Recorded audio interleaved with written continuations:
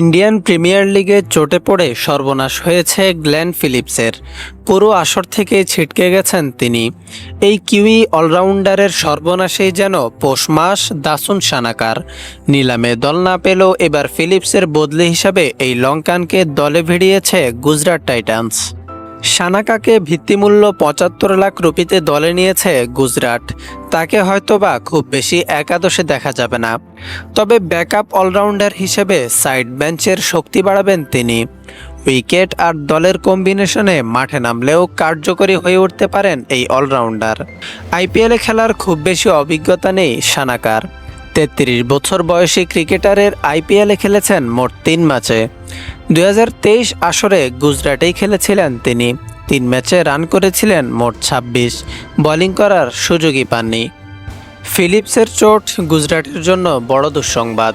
Batting, bowling আর fielding মিলিয়ে যে কোনো দলের জন্যই বড় সম্পদ এই কিউই অলরাউন্ডার।